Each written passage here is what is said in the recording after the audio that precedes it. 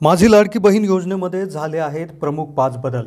राज्याच्या महिला व बाल विकास मंत्री आदिती तटकरे यांची माहिती। नवीन जे आर देखील आलेला आहे आणि ज्याची माहिती आपल्या राज्याच्या महिला व बाल विकास मंत्री यांनी आपल्या ट्विटर खात्यावरून दिलेली आहे। विशेष म्हणजे त्यांनी शासनाचा नवा निर्णय आपल्या ट्विटर खात्यावर अपलोड केलेला आहे। या निर्णयात मुख्यमंत्री लाडकी बहीण योजनेसाठी करण्यात आलेल्या बदलांची माहिती दिलेली आहे। हे बदल खूप जबरदस्त आहेत, खूप चांगले आहेत आणि ज्यामध्ये महिलांचं अगदी म्हणजे आनंदाचं वातावरण आहे। आता हा फॉर्म भरणं अतिशय सोपं होणार आहे। पूर्ण जी प्रक्रिया आहे ती अतिशय सुलभ होण्यासाठी ह्या काही बदल करण्यात आलेले आहेत। खूप महत्त्वाचे हे बदल असणार आहेत। तुम्ही फॉर्म भरला असेल किंवा भरायचा असेल, कागदपत्राच्या बाबतीत शंका असतील तर तुम्ही हा व्हिडिओ शेवटपर्यंत पाहत राहा। हा व्हिडिओ जर व्यवस्थित बघितला, सर्व गोष्टी लक्षात घेतल्या तर तुमचा फॉर्म हा भरला जाईल, तुम्हाला कुठली अडचण येणार नाही। नाहीतर दुसऱ्यांना पैसे येतील पण तुम्हाला पैसे येणार नाही। त्यामुळे व्हिडिओ लक्षपूर्वक पाहत राहा। आता कोणते नियम बदललेत, पण त्याआधी सगळ्यात आधी ही योजना 31 ऑगस्टपर्यंतचा फॉर्म भरता येणार। हा नियम पूर्वी होताच, पण पात्र असणाऱ्या महिलांना 1500 रुपये आर्थिक मदत देण्यात येणार। दरम्यान महिलांना अर्ज भरणे सुलभ व्हावे, राज्य सरकारने अनेक वेळा याच्या अटी शर्ती बदलल्या। असे असताना सरकारने आता नुकताच एक नवा जे आर काढलाय, नवीन शासन निर्णय काढला। या निर्णयाअंतर्गत मुख्यमंत्री माझी लाडकी बहीण योजनेमध्ये 4 ते 5 असे मोठे बदल करण्यात आलेले आहे, जे जाणून घेणं गरजेचं आहे। या बदलांमुळे, आत्ताच केलेल्या या बदलांमुळे महाराष्ट्रात खूप आनंदाचं वातावरण आहे, महिलांमध्ये आनंद आहे। आता पुढे मागे अटी नव्हत्या, पण आताही भरपूर अटी आता काढून टाकण्यात आल्या। जे आरमध्ये आपल्याला जवळपास 12 जे आहेत ते सिरियल नंबर वाईज आपण माहिती घेऊ, काय नेमकं त्याच्यामध्ये आलेलं आहे ते एकदा पाहू।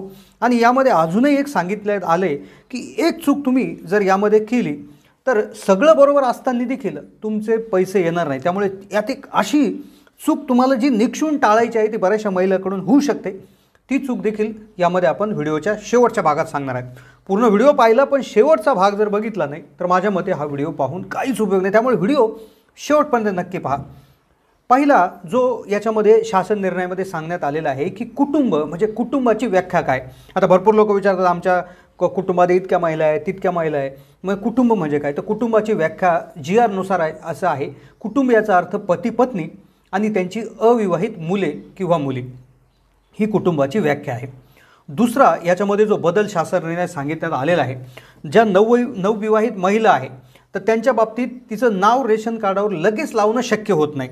बऱ्याच वेळा महिलेचं नाव रेशन कार्डावर नसतं, तर त्यावेळेस विवाह नोंदणी प्रमाणपत्र असणाऱ्या अशा नवविवाहित महिलेचं पतीचं रेशन कार्ड हाच उत्पन्नाचा दाखला म्हणून ग्राह्य धरण्यात येणार आहे। ज्या महिलांचं रेशन कार्डमध्ये नाव नाही आहे, नाव जोडण्यात आलेलं नाही, त्या महिलांचा पतीचं रेशन कार्ड हाच त्यांचा उत्पन्नाचा दाखला ग्राह्य धरण्यात येणार आहे। रेशन कार्डसाठी धावा आता करण्याची गरज नाही। तिसरा सगळ्यात महत्त्वाचा जो विषय आहे, परराज्यातील महिला ज्या आहेत ज्यांचा जन्म परराज्यात झाला, ती सध्या महाराष्ट्रात वास्तव्यात असेल आणि त्या महिलेने महाराष्ट्रातील पुरुषाबरोबर विवाह केला असेल, तर अशा बाबतीत पतीचा जन्म दाखला किंवा शाळा सोडल्याचा दाखला, अधिवास प्रमाणपत्र ग्राह्य धरण्यात येईल। याशिवाय त्या महिलेच्या पतीचं 15 वर्षापूर्वीचं रेशन कार्ड किंवा 15 वर्षापूर्वीचं मतदान कार्ड हे देखील ग्राह्य धरण्यात येणार आहे। त्यामुळे ज्या बाहेरच्या महिला कर्नाटक, आंध्र, तमिळ, तेलुगू, बिहार, यूपी कुठल्याही महिला इथे राहत असतील पण येथील पुरुषाबरोबर लग्न केलं असेल तर त्या पुरुषाचे सर्व डॉक्युमेंट्स तिथे लागू होऊ शकतात।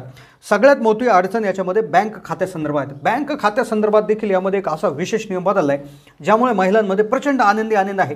पण त्यापूर्वी आता अर्ज भरायची गरज नाही, हा देखील एक विशेष याच्यामध्ये निर्णय त्यामध्ये घेण्यात आलेला आहे। पण तत्पूर्वी योजनेच्या ऑफलाईन अर्जावरील लाभार्थी महिलेचा फोटो काढून तो ऑनलाईन अर्ज दाखल करण्यासाठी ग्राह्य धरण्यात येणार आहे। आता सगळ्यात महत्त्वाचा विषय जो आहे पुढचा, की ज्या अंगणवाडी सेविका, त्याचबरोबर मदत कक्ष प्रमुख, आशा सेविका, सेतू सुविधा केंद्र, आपले सरकार सेवा केंद्र यांना पात्र महिलांचे अर्ज भरून घेण्यासाठी आता प्राधिकरण करण्यात आलेलं आहे। तुमच्या जवळील सेतू सुविधा केंद्र, आपले सरकार केंद्र, अंगणवाडी सेविका, आशा सेविका अशा ठिकाणी जाऊन तुम्ही तात्काळ तुमचा अर्ज ऑफलाईन भरू शकता। पण आता अर्जही भरायची गरज नाही, कारण की केंद्र शासनाने विविध शासकीय योजनांचे लाभ DBT प्रणालीद्वारे देण्याची प्रक्रिया पूर्वीच केली आहे।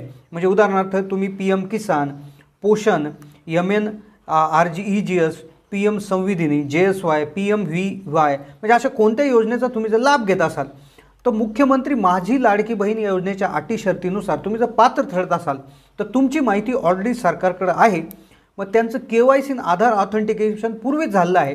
मग ह्या जे काही लाभार्थी आहेत त्यांना आता अर्ज भरायची गरज नाही, त्यांना ऑनलाईन अर्ज भरायची आता गरज नाही.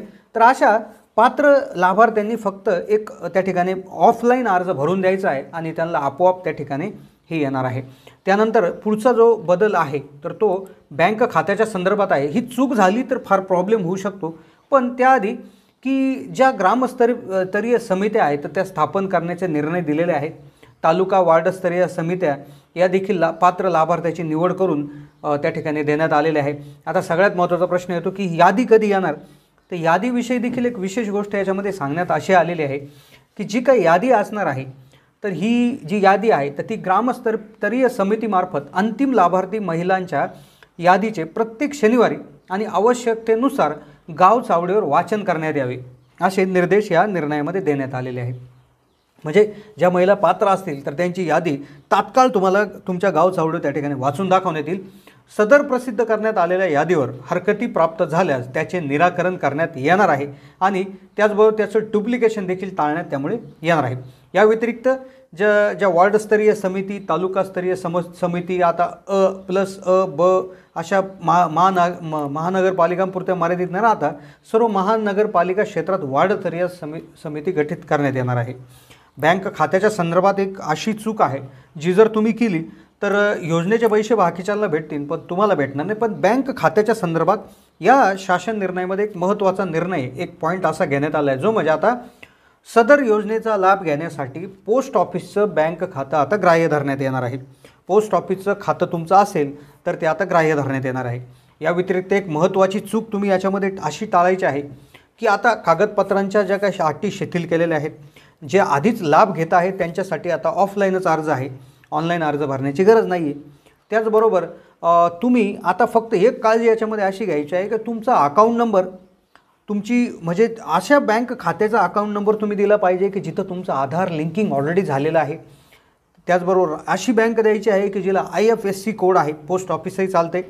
सगळ्यात महत्त्वाचं म्हणजे तुमच्या बँकेचे डिटेल, तुमच्या बँकेचा IFSC कोड, तुमच्या बँकेचे बँक अकाउंट नंबर या सर्व गोष्टी व्यवस्थित भरायच्या आहे. कारण की जर ते चुकलं तर कदाचित एवढी फायदेशीर योजना असून देखील तुम्हाला पैसे त्या ठिकाणी येणार आहे. त्यामुळे बँक खात्याच्या संदर्भात एक ना एक डिटेल डबल चेक करून लिहिणं त्या ठिकाणी गरजेचं आहे अशी त्या ठिकाणी सूचना देखील देण्यात आलेली आहे. अकाउंट नंबर आपला व्यवस्थित घेऊन त्या ठिकाणी लिहून देणं आवश्यक आहे. तर हे होते काही प्रमुख बदल जे या योजनेमध्ये त्या ठिकाणी झालेले आहे. महिलांमध्ये त्यामध्ये आनंद आहे. कशी वाटली माहिती कमेंटच्या माध्यमातून कळवा आणि अशाच अपडेटसाठी चॅनलला सबस्क्राईब करून ठेवा. धन्यवाद.